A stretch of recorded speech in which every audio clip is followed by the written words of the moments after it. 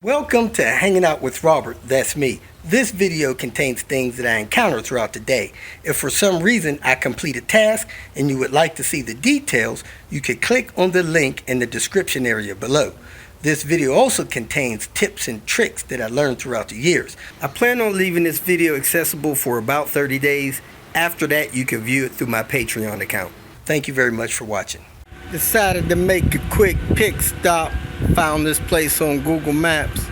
Let's see what they got going on here. Time to get cracking. I know that looks like a big mess, but it's really not. I'm gonna try to figure out how to mount this front mount intercooler. Maybe straighten out a couple of those fins. It may have to get bolted to this bumper cross member, I don't know. But let me go ahead and see what I need to do to get that mounted. Get all the piping set in place to make sure I know how all that goes. Find a couple bolts for it and try to get this installed, because that's really the last thing I need to do is hook up the intercooler and the intercooler piping. I was going to use the stock intercooler, but I found all the hoses and piping that goes with this, so I'm gonna go ahead and try to get this installed. It appears that the only way to mount would be with the openings down. I'm going to go grab the piping and make sure I got piping that'll connect it before I tear into this. The bumper probably needs to be removed and this bolted to that cross member under this thing. Open up the box. The paperwork inside the box is to some kind of watch. Guess that's not going to be useful. Casio. Let me look in here and see if I can find something else. Just for starters, nothing in the kit fits on top of the TD04 turbo, so you'll have to start out with the Volvo adapter, kind of like that one, and go from there. It kind of looks like there's just a bunch of generic piping and turns and bends to hook this up, so let's see if we can figure out a way to pipe it around here. It doesn't look like I got a coupling that will go from the turbo to this piping. I think this standard coupling here that hooks on to the Volvo pipe is probably 2.5 inches, and this is 3 inches. Let me grab that and measure. Also going to see what kind of bolts I'll need to go in the top of that intercooler under there. As you can see, the Volvo piping fits in this piping. The Volvo piping, the ID is 2. The outside is, the OD is 2 1/4. And on this one, the ID is 2 3/8. The OD is 2 1/2. So I would need an adapter to go from whatever this turbo is. This turbo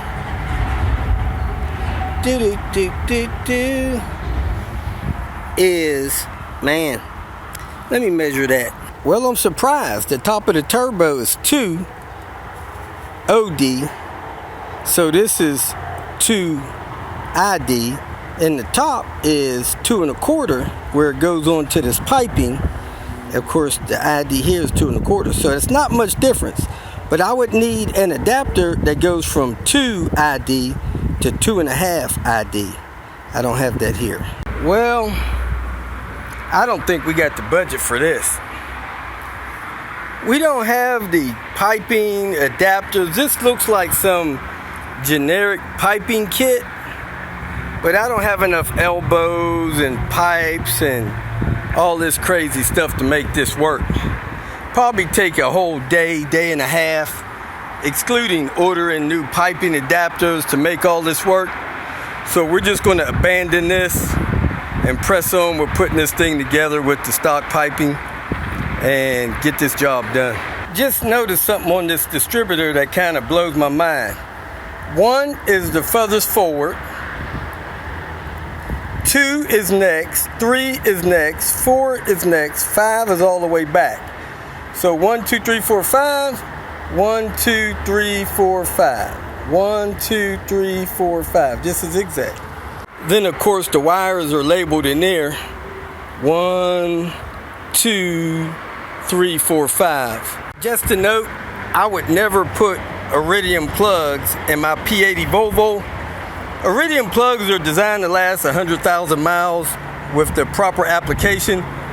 Your car runs better with coppers in them than these expensive iridium plugs. So get the double platinums that go in them. I always put Volvo plugs in mine unless the tuner recommends something different. Couple of quick spark plug tips. Never put anti-seize on new spark plugs. Always torque them. Always start them in by hand or finger. And always check the gap on them. I got the spark plugs done, the wires on, the cap and rotors on, air intake on, getting ready to do the ABS module. That's usually bad. I installed IPD BCS hoses on. Got that funny one on there, that stupid size that's narrower on the 96s. I have most of the radiator stuff on. Getting a little hungry, I'm gonna take a break and then put the rest of this intercooler piping on, find me an air box, finish up that ABS module, and I'll be ready to add the coolant, fire this puppy up. Got the piece in above the fan with the relays in it, at the purge valve attached, got all the turbocharged piping connected and secure, got the BCS hooked up and all the vacuum lines on that. Now I'm getting ready to drop the air box in and hook up the battery. So let me get this out of the way. And then I'll put the coolant in there and attach the ECU and put the serpentine belt on. So let's see what kind of magic we got going on with this air box.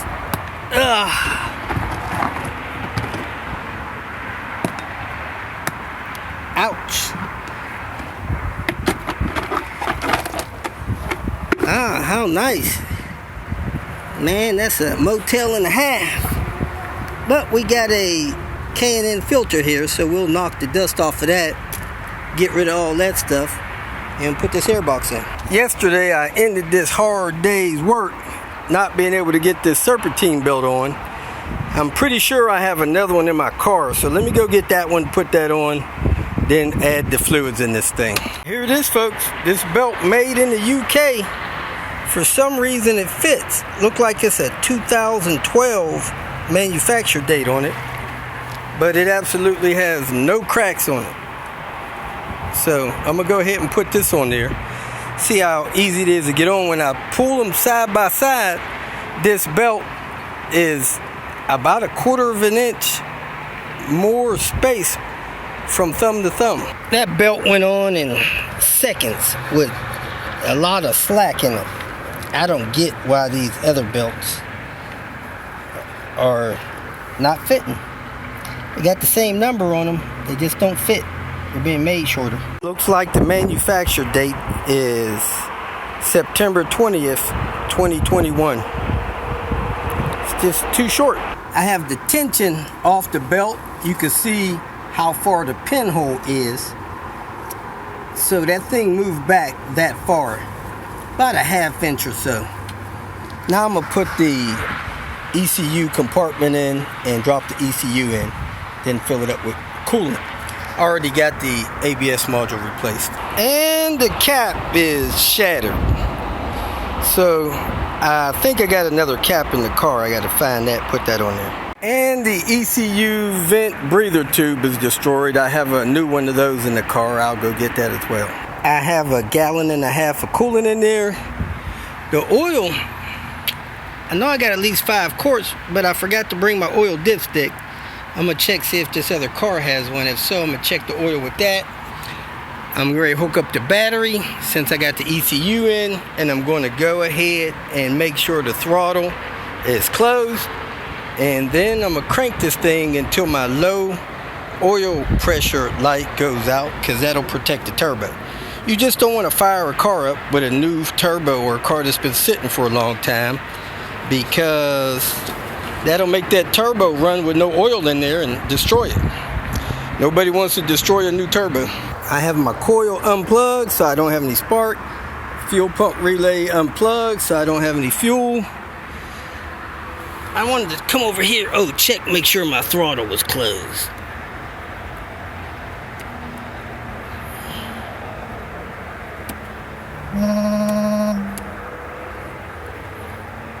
Throttle appears to be closed. My piping is not on all the way. Let me put that piping on to tighten that. Then I should be ready to turn this thing over.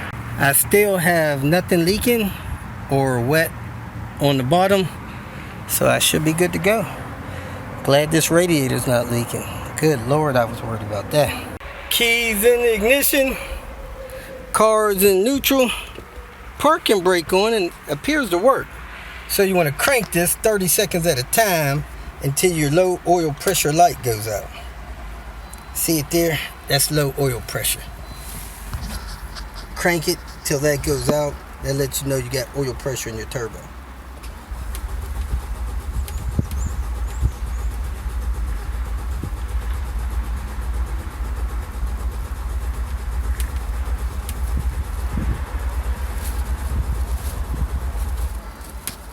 Man, I got a lot of light staying on here.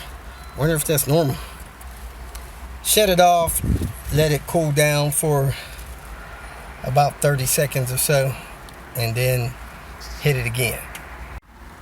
Low oil pressure light just went out and the battery's getting weak, so I'm gonna go ahead and plug everything in. I'm gonna show you.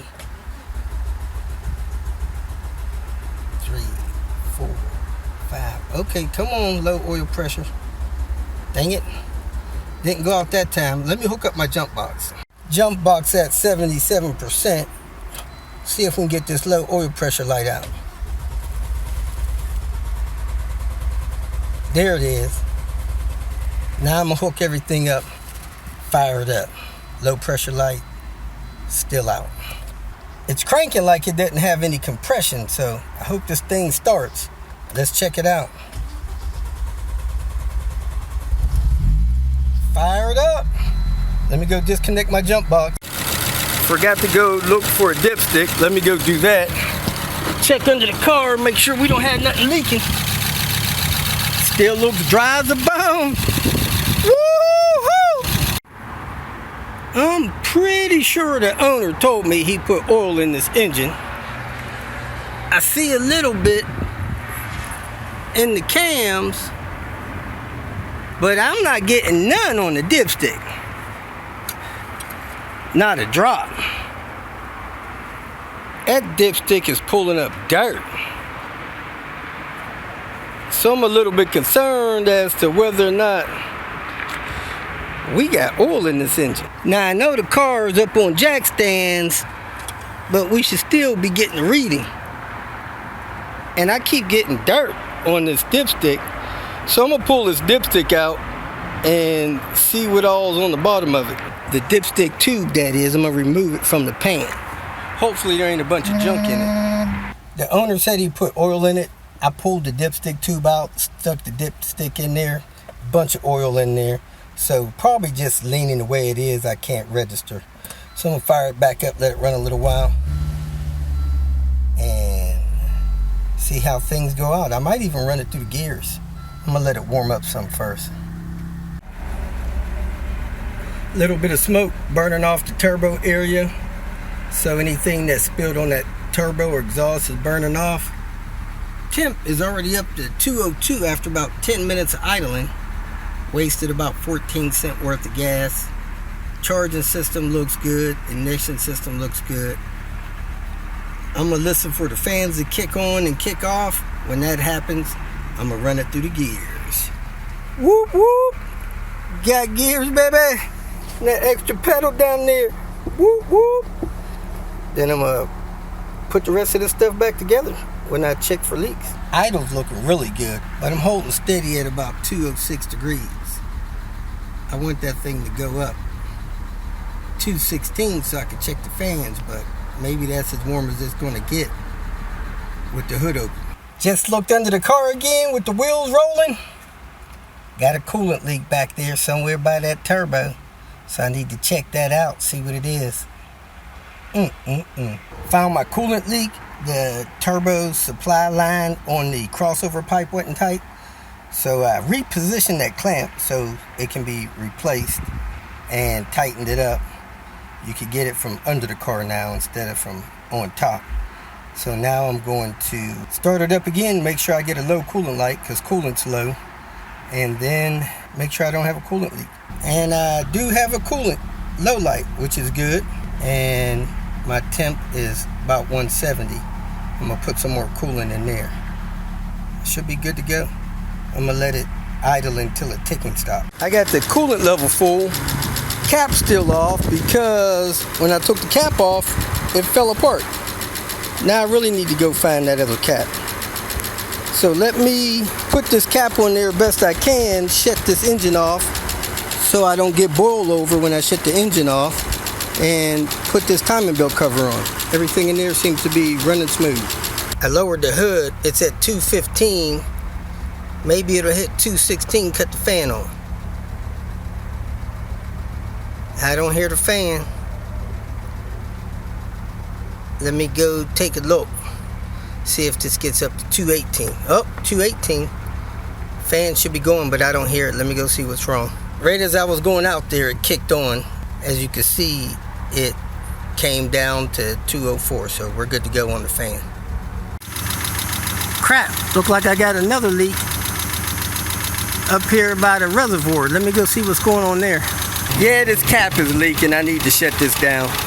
If you feel that this information was useful, please like it and share it with your social media friends. You can subscribe to my channel so that you will get notifications of future videos that I post.